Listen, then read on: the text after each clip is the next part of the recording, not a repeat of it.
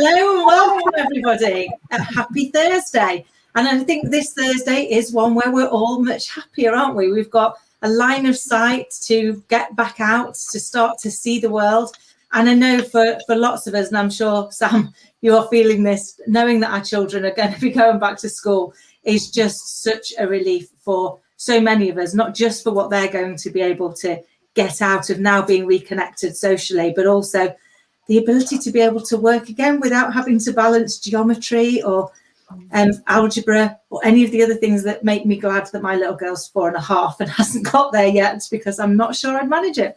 And today we're joined by the lovely Jacqui Larsson. Thank you for coming. And I'll properly introduce her shortly. But before I do, let me go to you lovely ladies. And I'm going to start with you, Penny. How's your week going, lovely? Very well. Can you hear me? I can. So anybody who watches the show, if I do suddenly duck out, it's because I'm having a bit of a problem with my microphone. So I don't want to just stare and smile and not want to talk. So, but my week's going well. I actually started the week. It's funny. I did start a bit low this week. I had to kick myself a bit to get my mojo going. I think I had this real sense of Groundhog Day, which hadn't affected. I haven't had that for a year nearly, but I really did get the sense. I think it started off with Thomas and I laughing about it, about here we go again. And then I started thinking, oh my God, this really is Groundhog Day. And so I had to really kick myself a bit with my mojo. And as a result of that, I actually did a show on Clubhouse about mojo, which was really interesting. And I'm two ladies said the way they're managing their mojo is actually not in the workplace. They're quite happy with their work like I am. It's being creative with their free time. Yeah. So that really gave me some thoughts, because I think I'm not probably being creative enough around the free time I have. But I think once it gets lighter after work, I'll do more, I think. But yeah, it's been a good week. It has actually been a really enjoyable week. I think, like you said at the beginning, there is a real sense that we can see the pathway out. It just might be a little bit long still, but we can see it. Yeah, no, and you're right. I think sometimes we do have that hit, don't we, on our mojo. I know I had it hit me one day last week where I'd been really positive every other day. And then somebody said something, I just wanted to cry. So where's that come from? And so I was fine again the next day, but it was almost that moment of overwhelm when you just have to go, I just need to allow myself to just feel this and then move on. So I'm glad it's worked for you and had that boost. So Sam, go on. How excited are you, my love? Oh my God. I saw an amazing post on Facebook earlier, actually. I'll share it with you ladies when we finish, but it was a picture of a doorway with a mother ushering out her 2 children, obviously dressed for school. Don't worry, it's not until the 8th of March. It's a long walk. Off you go. I thought, can I get away with that one? So yeah, obviously I'm very excited about the 8th of March, more so for my little one, to be perfectly serious. He is bored and he needs stimulation. So for his own up here, he needs to go back to school. But yeah, it's been a great week. I do feel, and I am always a glass half full person, but I do feel that actually I'm better not knowing these dates, because now I just want to get there. I'm such an impatient one that it's like I want to get to the 8th. I want to get to the 12th of April. I want to get to the 29th. I just want to get there now. Whereas before, I was quite happy knowing this was life. But now I know that there is a new life coming. I just want to get to that new bit. So I'm feeling quite impatient this week. But other than that, it's been a great week. Thank you, Kim. Oh, but I love it. Positive impatience. I mean, that's got to be a way forward, hasn't it? Caroline, my love, how about you? Well, patience is a superpower, Sam, and I call it urgent patience, which is when you really want something and you know you're excited, but there's an urgency to it, but you have to be patient, because after all, this is another day of our life that we'll never have back again. So in order to get our mojo back, you have to build in moments of bliss, which of course I diarise, as you know, my pink space. So on the hour, I have a moment of ecstasy. Sorry. How do we follow that, my love? God. And it is building in your joy and happiness. And no, there's nothing under my seat, I can assure you. And it's like burning my beautiful candles, walking around my garden, using my gorgeous stationery, playing some nice music, putting some perfume on the hour, a little moment to refresh, a moment of bliss. So take it out there, your non-negotiable me time, which we discussed last week, but have bliss points during the day. It's very reasonable, very cheap, and it keeps you topped up with joy. That's my take on it anyway. So that's what I do today, to make the day meaningful. Have little lovely things on the hour that you look forward to.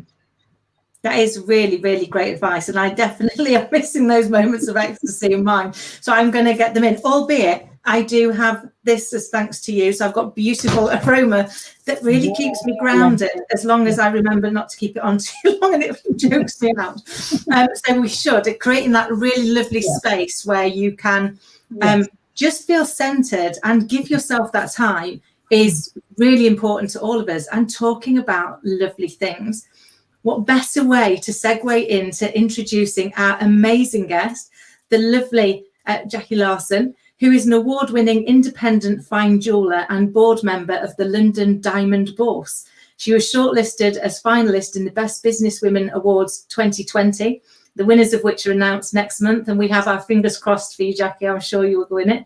And named as one of the UK's 100 most inspirational female entrepreneurs by Small Business Britain. And just has the most fascinating story.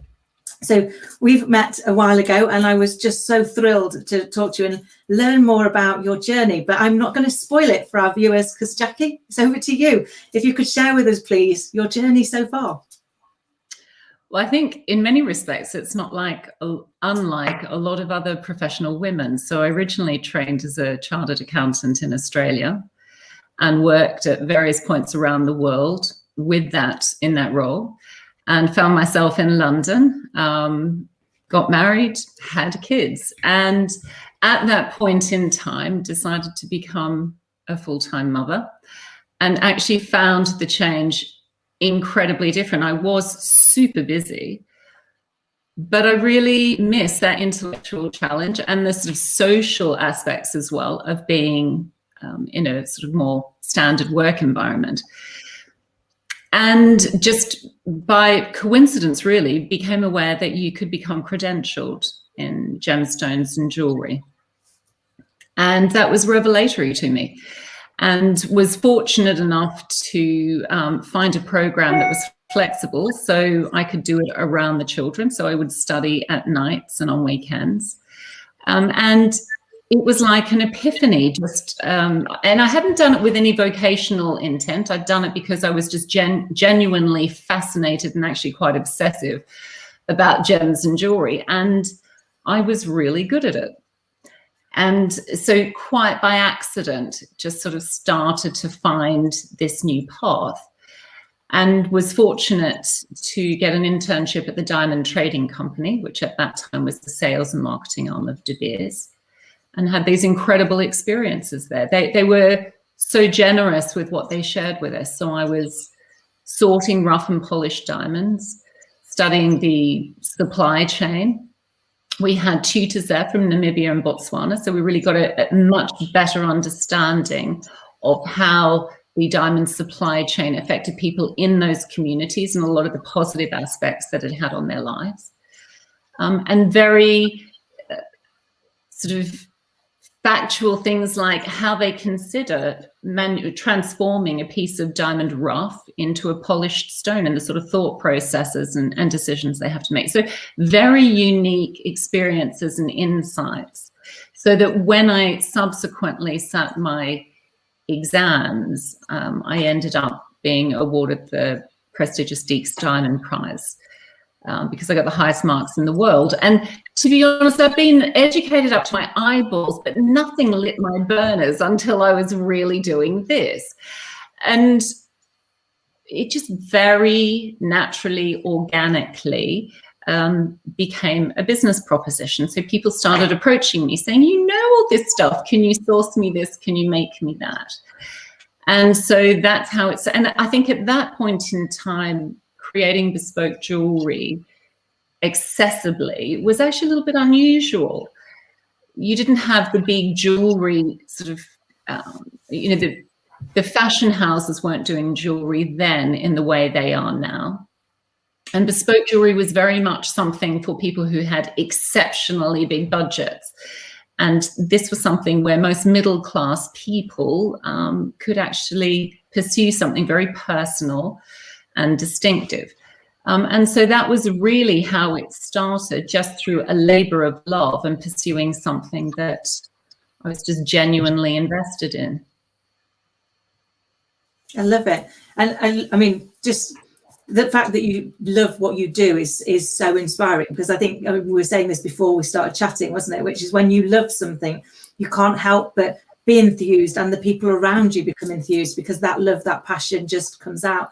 And I think, you know, what's really interesting is that it sounds like almost the business came from the customers. So it's almost like the customers created the business. Whereas I know for a lot of business owners, the challenge is the other way, isn't it? They've got the business and they're kind of almost the, how do I go and get the customers? So how have you grown your business? Well, originally it started in London. Mm-hmm. And it had lovely traction really right from the word go, but we moved to the Netherlands not long afterwards with my husband's business. And that seemed at that stage like a really retrograde step for me. But I love the expression, when a door closes, a window opens. And if you have this sort of positive mindset, it ended up being a complete game changer for me, because there are some incredible suppliers that are based on the continent who I would never have come across had we not moved there. And also I tapped into my perfect crowd, this expat crowd who were, you know, quite affluent, but adventurous and curious, and rather define themselves by having things that other people didn't have, rather than having the bogs, not needing that sort of brand validation. And so it was really a perfect audience, and something that I could manage around the kids. But funnily enough, when we then moved back to the UK, I took a sabbatical. And when I went to relaunch the business, it was really difficult, because things had moved on beyond, the whole retail landscape had changed, consumers' behaviors had changed. And the whole marketing concept, so social media, had really taken hold then. And so my business in its previous sort of structure really wasn't relevant anymore. So I had to, it was a period of sort of great uncertainty, of self-doubt, because I had these fantastic credentials, but I really couldn't get that sort of momentum. And of course, I didn't have that network that I'd had when I was abroad. It was really starting from scratch. And so I needed to rebrand, and it was a very hard but worthwhile exercise, because if you do it properly, you need to be very clear on what your values are, who your, you know, ideal client is, what they want, where they hang out, how you're going to communicate to them. And once you get all those pieces very clear and coherent, then the rest of it all just sort of follows. So, and then it just sort of slowly went from strength to strength. And then I was, you know, invited to apply for membership at the Bourse, and then sort of more recently became a board member. So it's been a real mix of starting up with lots of momentum, then taking time out when things just moved on so quickly, and then having to really make sure that you know, you commit to a lifetime of learning. It just keeps evolving, and you can never be sort of static and have a status quo type mindset. That's really interesting, Jacqui. And as you said, different markets when you were in the Netherlands, different to when you came back to the UK. I was on the Eurostar over a year ago, and I sat opposite a woman who worked for Cartier, and she was about to look at one of the staff who was about to launch a private collection at the Louvre that evening with private buyers. And she let me see some of the pieces, which were astonishing and the most elaborate things I've ever seen in my life. But she was saying that people are moving away from diamonds now and more into gemstones like pearls, coral, amethyst. Are you seeing that because of the sustainability, but also just for fashion's sake, going for more colourful gems? Everyone has their own unique language of jewelry. And in fact, I think one of the things that makes me a little bit different is I really invest time in my clients to understand what they want their jewelry to say.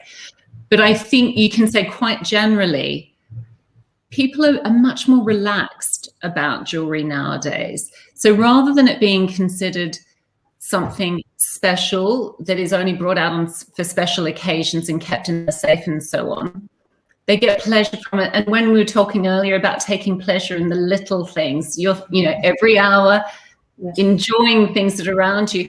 And I think a lot of that can be said for jewelry as well. So when I first moved into jewelry, the thing that I was really in love with were diamonds. And what came as a shock to me was how I fell in love with colored stones. And there is such an allure about them. The organic gems like pearls, coral, there are actually certain aspects of that we do need to be careful about in terms of sustainability and so on. And there are some fantastic suppliers who increasingly are making a name for themselves about having, traceable, accountable supply chains. And so I think it's a combination of all of these factors, with people being much more relaxed about jewelry, being open to different styles and so on, and feeling that they can express themselves through jewelry as well. But it's nice to have daytime jewels and evening jewels, isn't it? So if you're going to have a big diamond necklace, which one day, who knows, but you're only going to get it out maybe once or twice a year. But if you've got one of my favorite jewels, this little girasol, a little fire opal, can wear it every day. And I love it. It's very personal to me and it means a lot. And you can wear kind of gemstones more than you would formal jewels, I guess. But, this is where I think things have really changed as well. When I talked about people having their own sort of unique jewelry language, I've got a fabulous cocktail ring. I can wear it during the day, wear it at night. I don't actually draw a distinction between it being just for special occasions. And I think increasingly people are taking that view as well, that they want to wear it all the time and really love wearing it. And I love that. So it's liberating. Yeah, no, it's fab, isn't it? Because I think we want to, and particularly at the minute, we kind of want to be able to get dressed up and go out. I mean, seriously, sometimes when I'm nipping off to Asda or Sainsbury's, you'd think I was going out for the night. Just because we want those moments, don't we, where we get to express ourselves. But Sam, I think you've got a question, haven't you? Yeah, it was just really interesting that you mentioned, like you pretty much said every day is a learning day, and we have to keep learning and keep improving our knowledge and skills. But what is the one thing in your journey so far that you have learned? What's been your biggest learning in business so far? Certainly the biggest challenge has been having to wear so many different hats simultaneously, having to have a really outstanding and varied skill set. And, I'm effectively head of sales, head of marketing, FD, CEO, head of strategy, and I think you have to be willing to go outside your comfort zone and just keep learning. And in fact, part of the upside of lockdown for me, I almost considered it a gift of time, because we all have those times where we think, if only I had an extra day or a few extra hours, I'd love to do this or love to do that. And there were loads of webinars and other sorts of learning opportunities. And it really allowed me to up and elevate my skills in a lot of these different areas. So for me personally, it's prioritizing those things and really trying until you get to a point where you're scaling up the business and you can share a lot of these responsibilities. Yeah, it's I think balance as well, which is the eternal challenge, as we all know, sort of women having a business and a personal life, trying to make it all work. Yeah, I think you're right. The last 12 months has taught us that we've got to keep learning. And Kim has taught us girls that in the Blondes, because she has just absolutely pushed us in terms of technology. We spoke about it before, haven't we? But we've had to learn so much and we have to continue to. And technology has been the biggest thing in the last 12 months. What's going to be the next 12 months? But there will be something, won't there, that we have to keep learning. If not, we stand still, like you said, Jacqui. Yeah, I think. Oh, go on, Kim. So I was going to say it's so true. You know, my nan used to say every day's a school day, and God bless her, she was right, because I think we have to keep that bit going, don't we? And it's how best we balance that. But I think also making sure that the experience for your clients and their digital journey with your business is as good as it can be. So that was something else that I worked on. I'd always spent some time on SEO, but I really invested a lot of time making sure that it was as good as it could be, and automating a lot of features so that you want your client to have the best experience that they can, and often the things that are available to you continue to change. So like you say, I'm just always having to be aware, is there something better that I can be doing to improve that experience for them? I was going to ask, can you hear me? Yes, we can. Sorry, everybody, I had to just go for a kick my computer. I think they call it a reboot. I use this. Literally. Yes. I don't know whether this question's been asked, but we've got a lot of people I'm talking to at the moment. They're talking about they're quite in transition with their lives. So I don't know whether you've talked about that, but I find it incredible when somebody can take such a big about turn and change their career. Have you talked about that already? Did you talk about that while I was away for 5 minutes? No, good. I'm just really interested, because that must have taken quite a lot of courage, doesn't it, Jacqui, to do that? Funnily enough, it actually just seemed the most normal.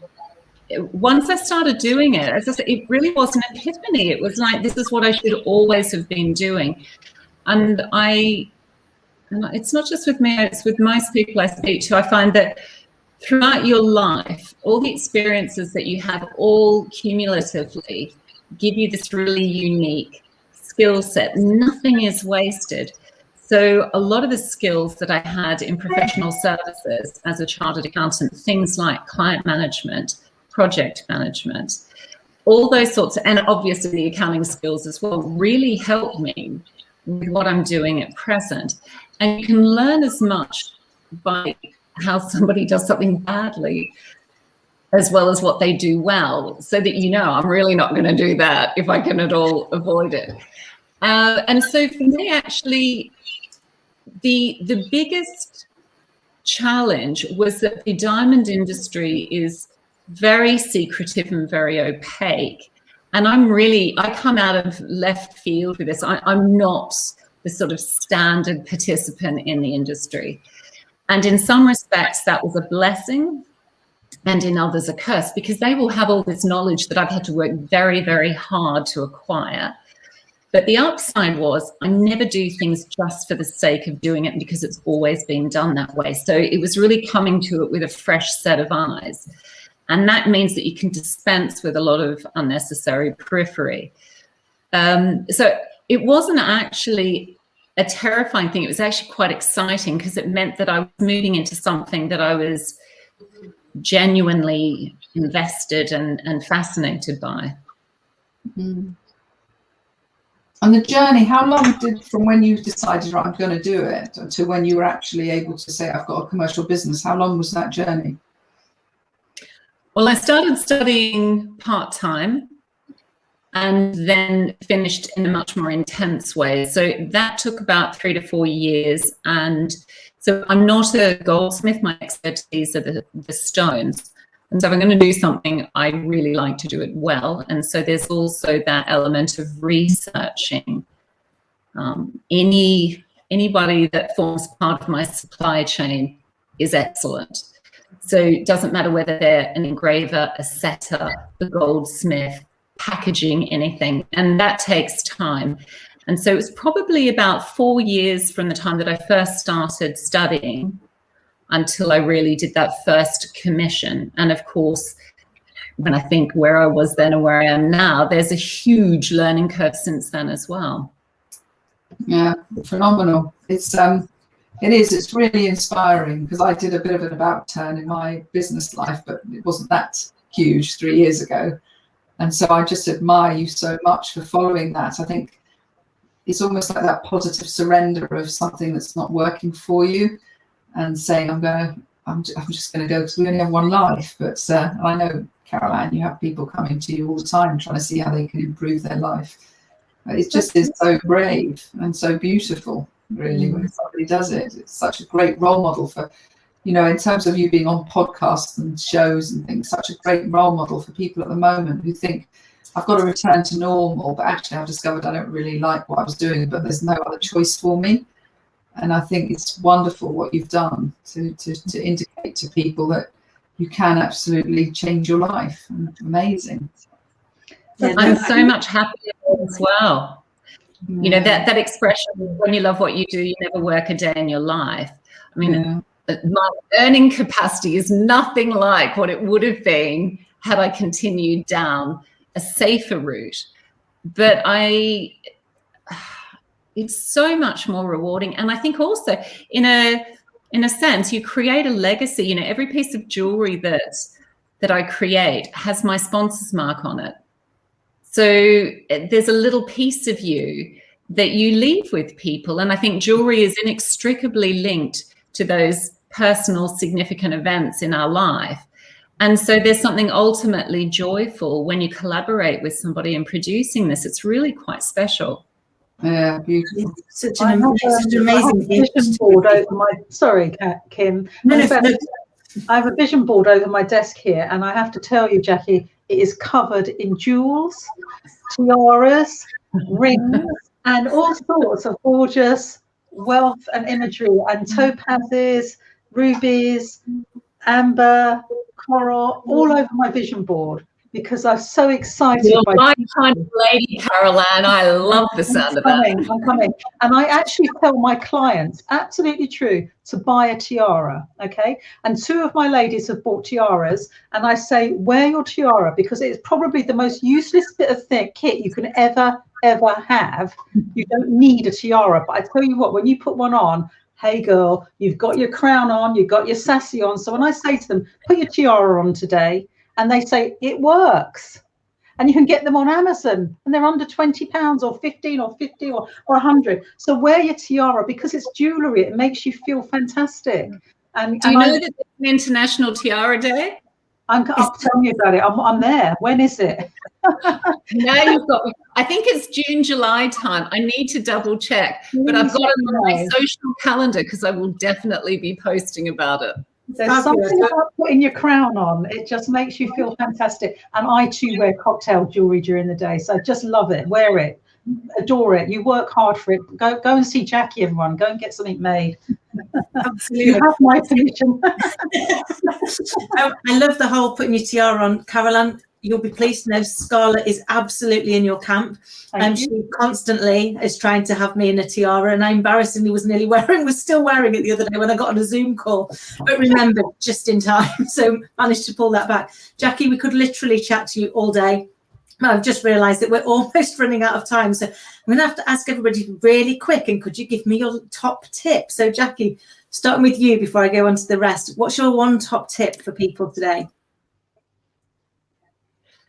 To be insatiably curious and not be afraid of change, because typically I find that people who welcome it spot opportunity in times of flux, which I think the last 12 months has been very illustrative with. Brilliant. Great advice. Penny, my love, how about you? I'm going to follow that, but just say, if there's anything in your life that's draining you, stop it. Just become aware of that and stop it. And have the courage to take that out of your life. Fabulous. Great advice. Stuart has kindly let us know that it's May the 24th for International Tiara Day. So let's have that in our calendars, ladies. And Stuart, so close to my birthday. There's a message in that. Isn't it? That was amazing. I love it. Couldn't be better timed. Sam, my lovely, how about you? Well, I'm going to follow wear that crown with wear that suit, because that's my mantra a lot in my coaching sessions. You've got to own it, put that metaphorical suit on every morning, whatever role you're in, whether you're bossing it as a mum or whether you're a CEO, just put it on, own it, and swagger in with that confidence, because you got there because you deserve it. I love it. Great advice. Caroline, my love, how about you? Yeah, of course, building your bliss. Build in that bliss, diarise it, whether it's a bit of aromatherapy oil, a walk around the garden, a lovely cake. It's up to you to build the bliss. It won't just come. I love it. Honestly, such an amazing show. Thank you, ladies. It's been a joy. I think we've got such great advice out of all of this. So it's making sure that we stay positive, that we own it, that we celebrate the things that we enjoy. When we love what we do, we can't help but inspire others. And to find those moments of ecstasy, which hopefully we can all have in our everyday. So if you would like to join us here and take Jacqui's seat, then please do get in touch at www.businessblondes.tv. And in the interim, have an amazing, blissful and ecstatic week. And we look forward to seeing you here next week and wear that crown. Take care.